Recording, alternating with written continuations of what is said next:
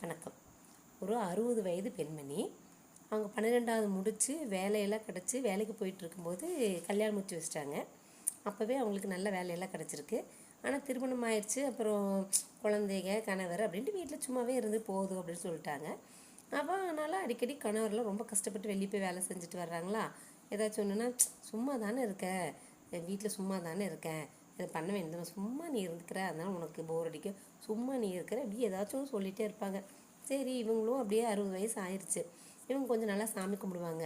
ஒரு நாள் சாமி கும்பிட்டுருக்கும்போது கடவுள் வந்து, ஏம்மா 60 வயசு ஆயிடுச்சு, நீ ரொம்ப நல்லா சாமியெல்லாம் கும்பிட்ற, ஏதாவது உனக்கு ஒரு விருப்பம் இருந்தால் சொல்லுமா அப்படின்னு கேட்குறாரு. அப்போ அந்த லேடிக்கு வந்து டக்குன்னு ஒரு யோசனை வருது. கணவனே, எனக்கு வந்து என் வீட்டுக்காரர் வந்து ரொம்ப கஷ்டப்படுறாரு வெளியே போயிட்டு. இப்போ நான் வீட்டில் சும்மா தான் இருக்கேன். அவங்கெல்லாம் எவ்வளோ கஷ்டப்பட்டு குடும்பத்தை கட்டி காப்பாற்றுறாங்க. அப்போ உலகத்தில் இருக்கிற ஒவ்வொரு ஆண்களும் இப்படித்தானே. அதனால் எனக்கு என்ன விருப்பம்னா, உலகத்தில் இருக்கிற எல்லா ஆண்களும் குறைந்தபட்சம் ஒரு 2 வருடமாவது வேலைக்கு போகாமல் வீட்டில் இருக்கணும், சும்மா இருக்கணும்.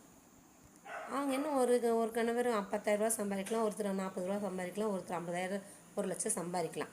இப்போ தான் வந்து பெண்கள் வந்து ஆட்டோ ஓட்டுறதா இருந்தாலும் சரி, விமானம் ஓட்டுவதாக இருந்தாலும் சரி, நாட்டை ஆளுவதாக இருந்தாலும் சரி, ஜிம்மில் வேலை செய்கிறதா இருந்தாலும் சரி, எந்த ஒர்க்காக இருந்தாலும் செய்கிறாங்கல்ல. அதனால் அந்தந்த வீட்டில் அந்தந்த கணவர் என்ன சம்பாரிச்சிட்டு இருக்காங்களோ அதுக்கு தகுந்த மாதிரி வேலைகளை அந்த பெண்களுக்கு கொடுத்துடணும். இந்த ஆண்களை வந்து வீட்டில் சும்மா இருக்க வைக்கணும். எனக்கு அது ரொம்ப விருப்பமாக இருக்குது.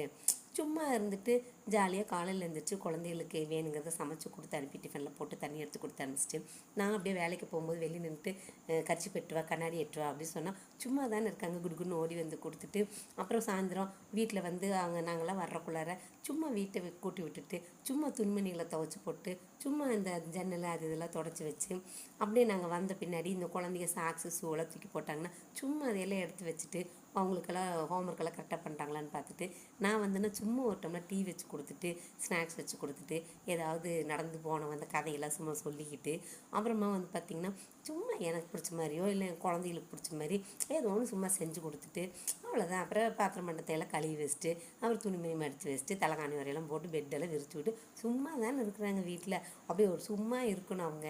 அப்படியே அடுத்த நாள் அதே மாதிரி பண்ணிட்டு வீட்டில் அப்படியே சீரியல் பார்த்துக்கிட்டு அப்படியே சும்மா ஜாலியாக இருக்கணும்.